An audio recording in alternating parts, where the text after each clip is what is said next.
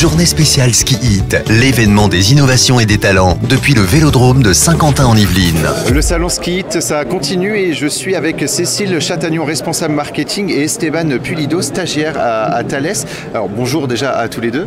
Bonjour. Alors pour commencer, qu'est-ce que Thales? Est-ce que vous pouvez nous présenter cette entreprise? Oui, donc très rapidement, Thales est une énorme entreprise française, donc maintenant multinationale. Pour vous expliquer un peu généralement comment est organisée Thales, donc c'est une entreprise qui va être organisée dans différents secteurs d'activité, donc à la fois sur des milieux civils, mais aussi dans la défense. Donc je vous expliquerai un petit peu plus. Donc là, ce qui nous intéresse au niveau de la défense.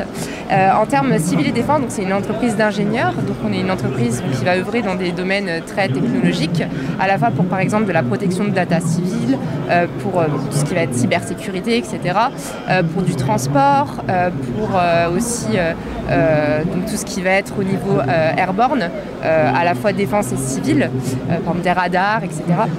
Et puis en termes de défense, on a aussi différents marchés, à la fois sur du terrestre, de l'aéro, beaucoup de marchés différents. Et aujourd'hui, nous, donc, on représente au niveau du salon Ski Hit, pour cette deuxième journée, l'entité de Thales qui est au niveau défense, donc Thales Land and Air System, pour l'activité optronique, donc plus précisément de l'entité LAS. Et au niveau optronique, donc, on a aussi beaucoup de marchés différents, donc on va essayer aujourd'hui de vous les expliquer, de vous les présenter assez rapidement et vous donner quelques exemples. Donc est-ce que vous voulez que je commence à expliquer un petit peu? Ok. Donc l'activité optronique, c'est donc déjà l'optronique. Qu'est-ce que c'est? C'est on va dire la corrélation entre l'optique et donc l'électronique, qui a permis en fait de créer le mot optronique. Et on va en fait dans l'entité Thales OME, donc de l'optronique, proposer des systèmes, des capteurs qui vont venir récupérer de la data sur le terrain, donc au service des forces armées, pour après la traiter et avoir de l'information, donc à la fois sur des grosses plateformes aériennes par exemple, donc avec par exemple nos pods multifonctions Thalios, mais également pour des combats, on va dire, terrestres, avec des fantassins qui vont être équipés de senseurs optroniques, à la fois donc c'est beaucoup de capacités qui vont être mis au service, par exemple du thermique, de l'intensification lumière, etc. Et donc ces capteurs vont permettre par exemple aux fantassins de voir plus loin, de détecter des cibles ennemies, de pouvoir également se déplacer dans la nuit, avec donc des jumelles de vision nocturne par exemple. C'est ce que vous voyez dans les films des fois, donc les vues vertes donc dans les jeux de vidéo. Ça permet vraiment donc d'amplifier la vue du soldat, mais également sur son arme par exemple, pour pouvoir neutraliser une cible plus facilement. Donc voilà, nous au niveau de l'activité optronique, on va vraiment essayer de proposer aussi des senseurs intelligents. Donc aujourd'hui on parle par exemple d'intelligence artificielle, de connectivité, et c'est pareil pour l'armée en fait. Ils ont besoin donc en plus de capter de l'information, de la partager. Et nous aussi chez Thales on a cette force donc d'être un gros groupe avec beaucoup de savoir-faire, de pouvoir justement proposer des produits qui sont vraiment innovants en termes de connectivité, donc aussi il y a d'autres métiers qui vont venir s'ajouter, comme la cybersécurité, tous ces métiers-là. Donc des capteurs qui sont à la fois innovants dans la connectivité, dans la performance, parce qu'on a aussi des opticiens de base. Donc on a une entité qui est vers Saint-Étienne, à Saint-Éan, qui va fabriquer des produits donc très très innovants en termes d'optique, notamment du fait du savoir-faire de l'entreprise Ingénieux, qui sont spécialisés notamment dans les optiques de cinéma haut de gamme et photographique. Donc par exemple, on a envoyé un des premiers zooms sur la Lune pendant la mission Apollo. Voilà, donc on a des ingénieurs à la fois en optique et en électronique très pointus, qui vont permettre d'avoir des performances dans nos produits très, très poussées.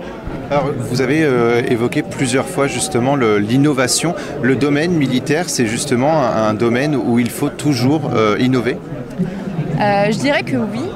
Premièrement parce que déjà on œuvre, on va dire, pour des enjeux qui nous dépassent, en tout cas en termes de... Étant civil, je ne suis pas militaire, donc je ne peux pas mettre à la place d'un militaire, mais on n'a pas le droit à l'erreur. Donc il faut vraiment que nos produits, en fait, ils répondent à plus possible aux besoins des militaires. Et c'est même plus que des besoins. Donc c'est vrai que je ne me suis pas présentée, moi je travaille au niveau du marketing, donc notre but aussi c'est nous de mettre en avant ces besoins et c'est même essayer de répondre en fait à des enjeux. Donc le militaire il va devoir porter plus de 30 kg par jour, donc il a besoin d'un matériel qui soit performant, mais aussi qui soit léger, compact, qui puisse répondre aussi à une autonomie de batterie, etc. Il n'a pas une prise pour pouvoir brancher sa caméra à la fin de la journée, forcément. Donc voilà, il y a beaucoup d'enjeux.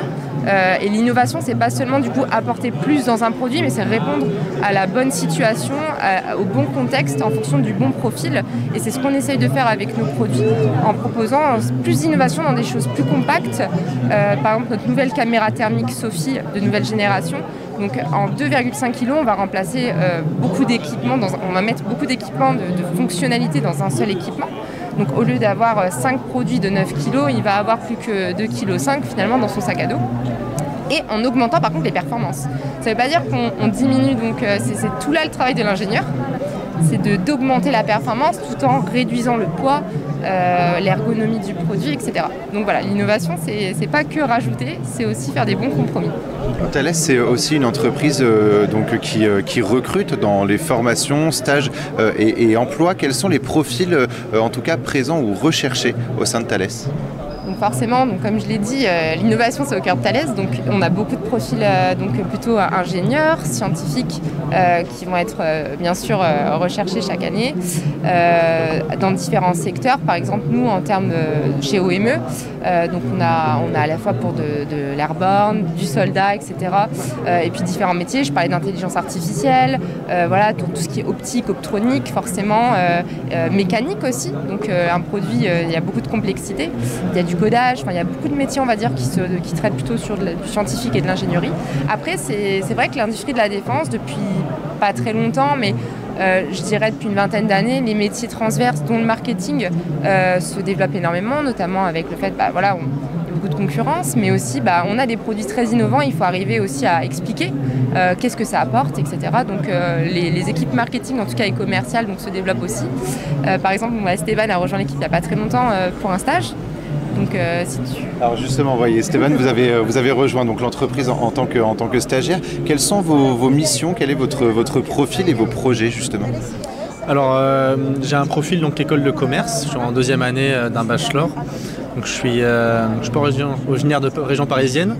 Je suis de Bordeaux et je suis venu ici pour rejoindre le service marketing. Je suis sur des missions, je viens à peine de commencer, ça fait 3 semaines, mais j'ai fait pour l'instant beaucoup de missions de veille concurrentielle. Il y a une préparation aussi pour le salon du Paris Air Show qui arrive, donc il y a beaucoup de missions qui se préparent là-dessus. Puis voilà, donc on a des missions aussi internes, un peu plus spécifiques à l'entreprise. Alors le plus gros finalement de vos propos, ça a été justement cette innovation, toujours en recherche d'innovation, mais aussi d'amélioration pour donc à la fois les soldats, mais aussi dans d'autres domaines, plus largement chez Thales. Est-ce que vous avez été témoin justement de cette innovation, de cette volonté d'innovation ? Alors oui, c'est vrai que du coup on est vraiment au contact de la demande du client, des besoins qu'il y a au service marketing. Donc on est là pour aussi répondre et il y a ce besoin d'innovation qui est constant en fait. C'est un besoin que l'entreprise a. Merci beaucoup à tous les deux. Je vais passer juste à côté, à ma gauche, avec Christophe Simon Boisson. Bonjour. Bonjour. Donc on va parler d'un laser que Thales du coup a mis au point et donc vous en faites partie de ce projet. Expliquez-nous un petit peu justement ce projet. Alors le laser que l'on montre ici, que vous avez sous les yeux, est un laser qui est embarqué sur un rover sur la planète Mars. Donc il participe en fait au programme scientifique d'exploration de Mars, notamment pour contribuer à vérifier les traces d'une vie antérieure sur Mars. Donc ce laser, en fait, il est dans un instrument scientifique qui fait des analyses à distance des roches martiennes. Donc ce laser, il est projeté sur les matériaux et il va créer il va vaporiser la surface du rocher, il va créer ce qu'on appelle un plasma.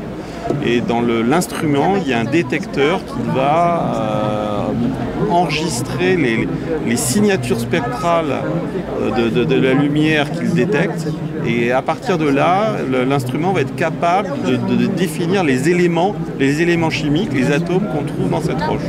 Alors, on a parlé d'innovation justement avec vos collègues juste derrière.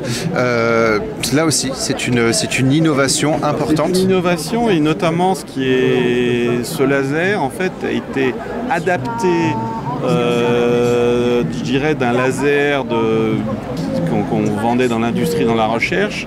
Et la spécificité, c'est on a énormément réduit son volume, sa masse, et on l'a rendu extrêmement robuste pour qu'il puisse opérer sur la planète Mars. Donc parfait. Il avait été demandé à Thales de concevoir et de fabriquer ce laser pour qu'il fonctionne 2 ans sur le rover. Et en fait, il travaille depuis plus de 10 ans maintenant sur ce rover.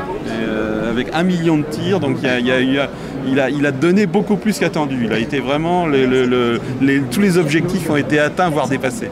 Merci beaucoup Christophe d'avoir répondu à nos questions et on peut retrouver de toute façon plus d'informations sur le site Thales pour toutes les innovations et tous les projets que l'entreprise met en place.